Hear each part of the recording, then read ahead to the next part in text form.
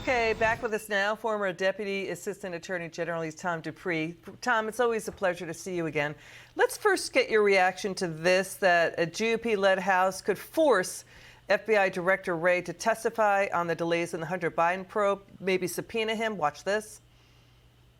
This is the FBI who's involved themselves in every single election for the last 4 cycles. We're going to do everything we can to hold these folks accountable. And if we have the majority, bring them in front of Congress, do the depositions that need to be done so we can get the facts. There's all kinds of folks we need to bring in for depositions, and then hopefully including all the way up to the FBI director himself.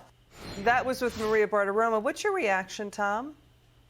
Liz, my reaction is that if the Republicans take back the House in November, there's going to be a new sheriff in town. And I suspect that there is a very long list of federal officials, including the FBI director, who will likely be on the receiving end of a subpoena. And look, that's to be expected. Congress has a role in passing laws and legislating, but it also has a role in conducting investigations and putting a spotlight where it thinks there might have been some sort of government wrongdoing or something else that the American public needs to know about. You know, we've been reporting this story since before the election of 2020. We started when Senate Finance and Senate Homeland Security did their report in September 2020. Tom, how can the DOJ or the FBI delay any probe into Hunter Biden and his family business deal-making overseas when House GOP says at least 4 U.S. banks sent 150 red flag warnings to the Treasury, suspicious activity reports suspecting potential criminal activity by Hunter Biden and his family deal-making overseas?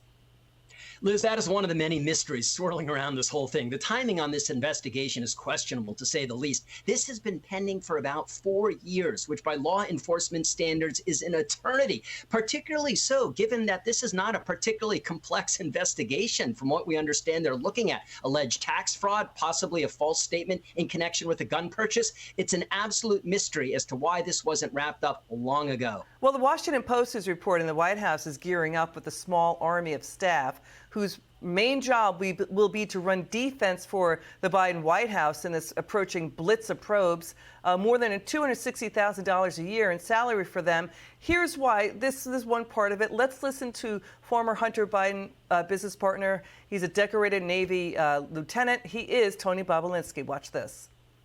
There are hundreds of data points that Joe Biden was acting in a capitalistic term, I would say the chairman. He's a figurehead. He shows up at meetings, shakes hands, advises, has faith in his team. Effectively, that was Joe Biden's role in the Biden family business ventures and around the world. So it's bigger than Hunter. It's about Joe Biden. It's about letting, as James Comer said, China buy U.S. natural gas assets out of 5 U.S. states, including stakes in U.S. drillers, giving China a foothold in U.S. energy deals.